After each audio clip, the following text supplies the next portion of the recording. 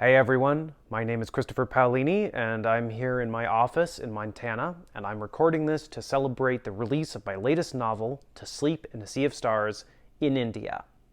I want to give a big thank you to all of my readers in India who have supported my books over the past years and who have been amazingly excited and supporting for the release of this book also. So thank you. Now, for this release, I have some questions from there in India about my writing and a few other things, so I'm going to do my best to answer these. So the first question is, fantasy versus science fiction. How differently do you approach the world-building process? And I love this question. Honestly, I don't approach the process any differently. The specifics are very different. Like, science fiction uses science, not magic. Science fiction is often based in the real world versus fantasy, which is often based in a completely invented history and setting and all of that.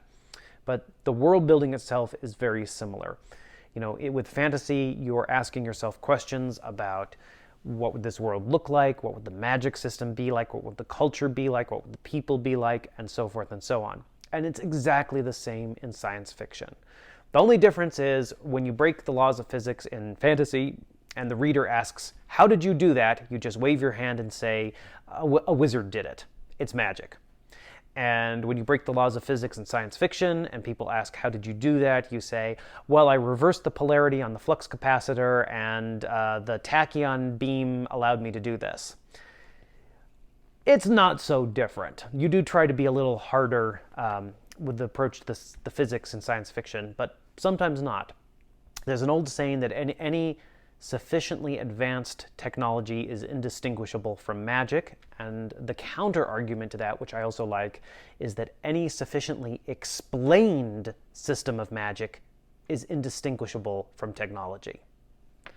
All right, question 2 here. How much do you think your writing style has changed over the years from Aragon to this one?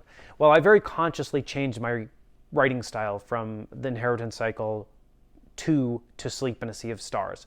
Partly because I wanted to use a modern vocabulary, which wasn't something I could do with the Inheritance Cycle, and partly to challenge myself to do something different.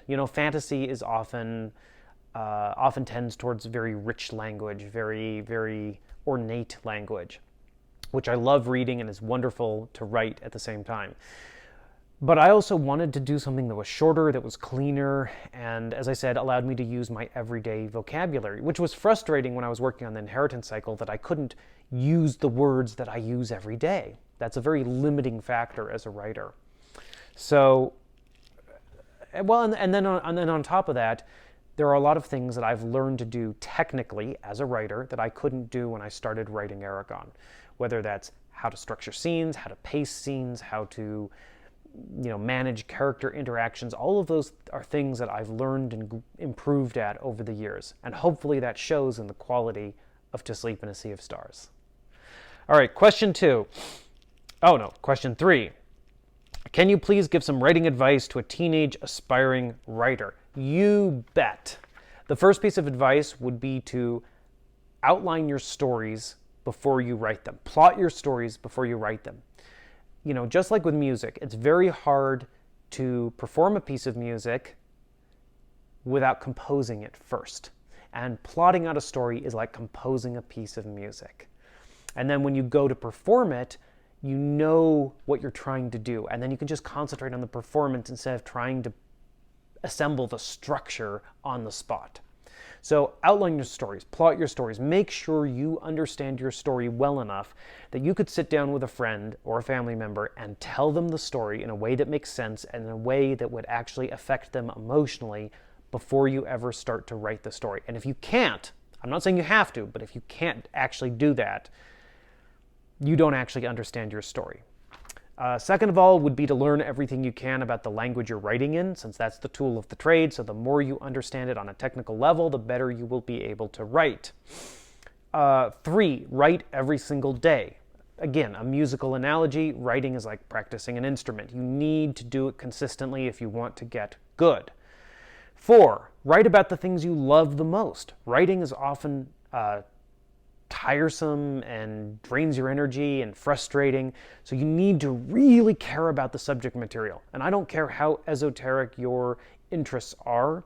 There are billions and billions of people in the world, and whatever it is you are interested in, there will be other people who are interested in it also.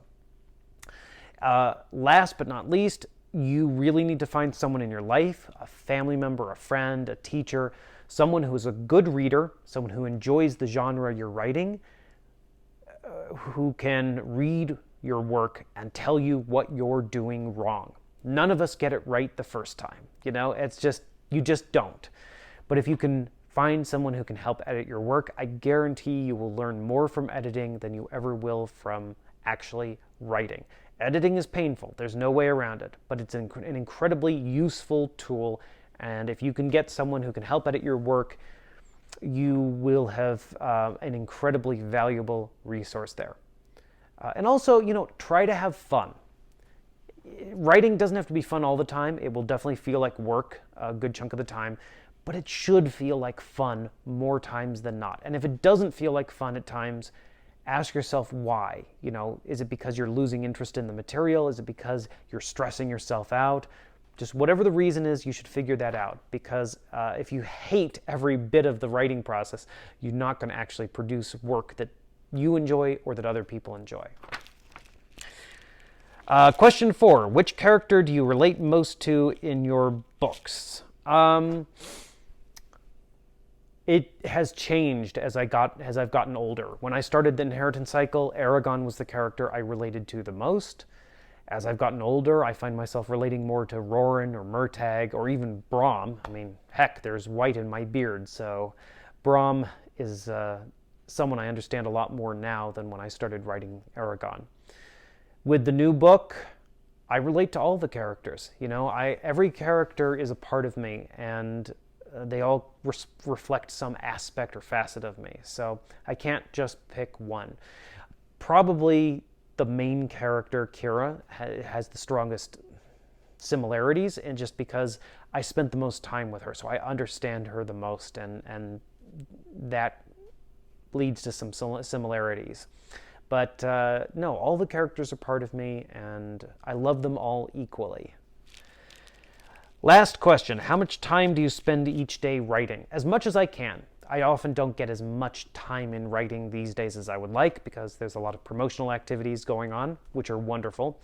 But when I'm deep in the writing, I usually get up in the morning, grab some breakfast, answer emails, read the internet, and then I write until like mid-afternoon. I get a late lunch, I do some more writing, and then I usually stop around 4 or 5 and I go exercise before dinner. And then I'll often write again in the evenings as well, if I'm still feeling excited about the writing. I try not to take time off. Writing a book as long as To Sleep in a Sea of Stars takes a lot of time. So being consistent is the best way to produce that material and to stay in the mood and the flow of the writing. It's very hard to feel excited about a book when you've lost the flow. So that would be my advice there. Thank you again for the awesome questions. Thank you again for reading the books and supporting them over the years. And I really hope that you enjoy To Sleep in a Sea of Stars as much or even more than I did when I was writing it. And as one of my characters from the books would say, from this book would say, eat the path. Don't let destiny control you, you control your destiny.